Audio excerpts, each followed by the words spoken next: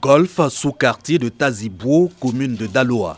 Ici vit la famille Conan, forte de 12 membres, soit 10 enfants, tous mineurs. Chez les Conan, difficile la cohabitation parents-enfants, difficile aussi d'entamer un cursus scolaire, même apprendre un métier. En cause, le faible revenu des parents. Souvent même les enfants peuvent taper 1 an, 2 ans, ils ne vont pas à l'école. Mais quand après j'ai un peu, puis ils reprennent. Voilà. D'autres sont aussi dans les activités. Quand un enfant ne se suffit pas, il ne peut pas te respecter. Un enfant est obligé de sortir, d'aller grouiller lui-même, ou bien d'elle-même pour pouvoir avoir à manger. La famille Conan porte à environ 150 le nombre de familles de Daloa en difficulté socio-éducative pour raisons économiques. Ces exercices d'écoute et d'échange entre parents et enfants visent à renforcer leur capacité à cohabiter, en ligne de mire l'insertion socio-éducative des enfants. Bienvenue au programme de compétences familiales ou en anglais Strong Families. Nous privilégions les familles dont les enfants ont l'âge compris entre 7 et 17 ans qui peuvent développer des comportements à risque et se retrouver un jour dans la rue. Les régions que nous parcourons en ce moment sont des régions qui ont été citées par nos enfants. Plusieurs séances de formation et d'encadrement sur les droits et devoirs des parents et des enfants, le modèle de cohabitation et de communication entre parents et enfants, puis des résultats. Toute la grande même là, elle-même là, c'est elle-même la voix parce qu'elle-même là, quand la passe, ça rentre ici, quand la passe, ça rentre ici. Mais avec deux fois on est venu ici là, elle a eu un changement que ça m'a plu. Et depuis que nous avons commencé, nous sentons l'attention des parents. Le parent qui était autrefois démissionnaire, mais le parent commence à comprendre que pour certaines orientations, il ne donne pas les règles exactes à l'enfant. Le programme de compétences familiales ou Strong Families est mis en œuvre dans 10 régions et encadre 3500 familles vulnérables dans la prise en charge socio-éducative à l'effet d'éviter à leurs enfants la déviance sous toutes ses formes.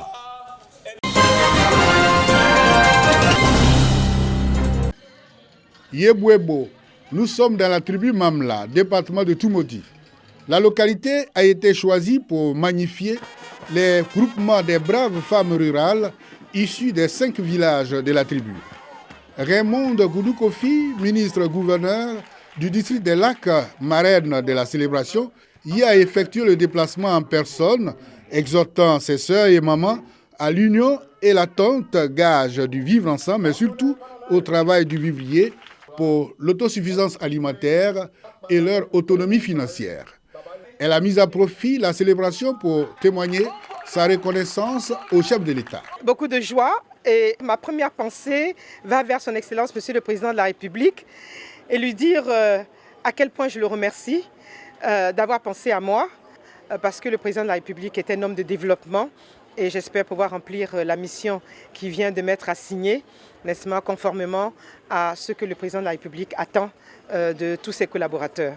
Solidarité gouvernementale oblige, le ministre de l'équipement et de l'entretien routier, Amédée Kofi Kwaku, en tournée de travail dans le Bélier, est venu également prendre part à la cérémonie d'hommage aux femmes.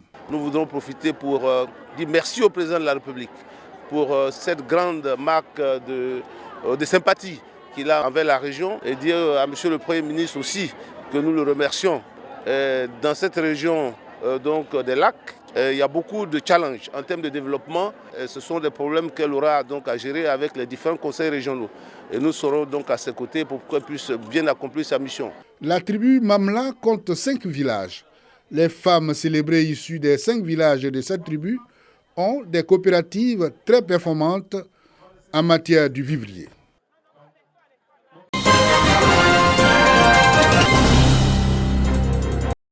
Situé dans le département d'Ara, Brou Atakro est un village de plus de 1000 âmes, doté d'un dispensaire et d'une maternité depuis plusieurs années. La seule préoccupation des populations, l'acquisition d'une ambulance pour faciliter l'évacuation des malades gravement atteints vers des hôpitaux plus équipés. Le don d'une ambulance du député d'Ara, Nguessan Aondion, vient parachever le processus de prise en charge sanitaire à Brou Atakro, même si certaines insuffisances telles que la faiblesse du plateau technique et l'indisponibilité du médicament de premier soin demeurent. Le député d'Ara, reconnaissant à ses parents pour leur soutien, mais également pour leur implication dans le maintien d'un climat de cohésion et de paix dans cette localité, s'est engagé à trouver le plus tôt possible des solutions. Les autres personnalités à ses côtés, quant à elles, ont invité les cadres de Brou Atakro à renforcer l'organisation de leurs parents au sein de la mutuelle et d'une coopérative agricole.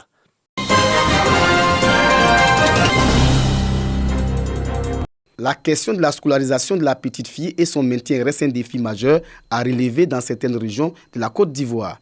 À Tiémé, commune de la région de Kabadougou, les parents préfèrent l'enseignement franco-arabe à celle de l'éducation formelle. Les cadres de la localité veulent changer la donne à travers la promotion de la scolarisation et l'excellence. Les principes fondamentaux des éducateurs sont d'informer, d'éformer et d'évaluer. Une journée de l'excellence a été donc organisée à l'intention des tout-petits du préscolaire et du primaire. La promotion de l'excellence est saluée par la famille éducative. La scolarisation de la petite fille et son maintien à l'école sera désormais le combat des cadres. Concernant les doléances qui ont été adressées aux parrains, je me ferai l'effort de lui présenter les doléances. Comme toujours on le sait, les parents le savent, le parrain est toujours prêt pour t'aimer. L'autorité administrative souhaite voir l'initiative s'étendre aux autres villages de la localité les années à venir. Il ne faudrait pas que de manière isolée, nous organisons des journées d'excellence. J'interpelle le proviseur, j'interpelle le conseiller pédagogique, j'interpelle le directeur de l'école coranique pour qu'ils puissent se retrouver et enfin nous puissions organiser une journée nationale ou une journée chaque année d'excellence des écoles primaires de Tiémé, sans distinction. De nombreux kits scolaires ont été remis aux meilleurs écoliers. Kits scolaires pour aider les parents à mieux préparer la rentrée scolaire 2021-2022. La journée de l'excellence à Tiémé est à sa première édition.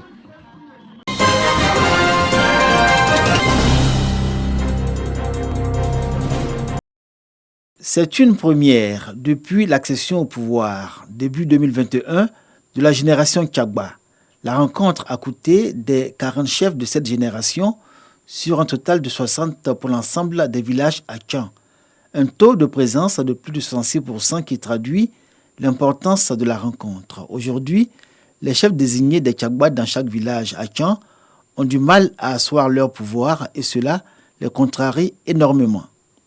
Les causes sont plusieurs. Il y a, par exemple, la mésentente au sein des Tchagba eux-mêmes. Il y a aussi une deuxième raison où nos aînés s'immiscent dans les affaires pour diviser les Tchagba, à telle enseigne que pour être en paix et rechercher l'arrêté, ça devient compliqué.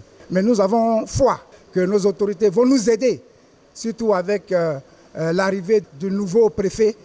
Les Tchagba sont les actuels détenteurs du pouvoir en pays à Tchan après le passage de témoins des Doubo à l'issue de 15 ans de règne comme l'exige l'organisation sociale chez ce peuple lagunaire. Ironie de l'histoire, les passations ont un arrière-goût d'amertume à cause de tensions qui en ont résulté avec pour conséquence la brisure de l'harmonie entre les entrants et les sortants. Tensions qui prennent leur source dans la gestion du foncier et face auxquelles l'autorité traditionnelle affiche son impuissance. Aujourd'hui, avec l'avènement des morcellements des terres, les hybrides ont des problèmes parce que les gens s'agrippent à l'argent. On ne voit pas l'œuvre qu'on doit accomplir pour le peuple, mais on voit ce qu'on doit gagner personnellement. Et ça fait que nous avons problème.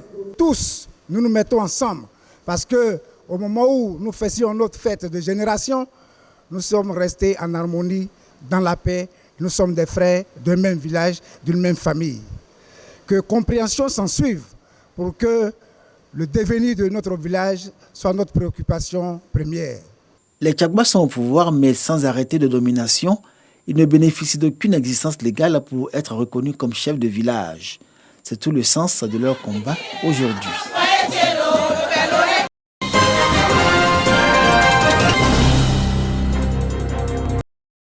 Korogo, enceinte de la paroisse Saint-Jean-Baptiste. Des fidèles en extase au rythme cadencé du balafon. Ces fidèles sont transportés par des cantiques en langue sénifo, distillés par le chantre Cécile Yéo.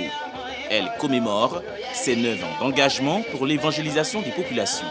Grâce au balafon, instrument traditionnel sénifo, elle prône le pardon, l'amour et l'acceptation du Christ. On est plus que 10 personnes qui chantent en langue et le balafon et en français. Pour vous donner la vie éternelle, venez, venez mes frères et mes sœurs, Seigneur Jésus vous appelle. Ce travail, alliant langue et instruments du terroir, a des résultats probants et appréciables, salués par les autorités ecclésiastiques de la paroisse. Elle travaille pour la famille d'abord et puis pour l'église. Quelqu'un qui va à l'église, on est très content d'elle. Des messages qui peuvent renforcer la cohésion sociale, la cohésion au niveau spirituel, la communion dans l'église. Que le balafon a intégré aujourd'hui la maison de Dieu. Et pour nous, en tant que fils du pays Sénoufo, c'est de participer justement à la promotion de ce christianisme-là, à la promotion de cette foi chrétienne, mais empreinte vraiment de tradition Sénoufo. Et ça, c'est vraiment avec beaucoup de plaisir que nous accompagnons tout ce qui est chantre chrétien Sénoufo.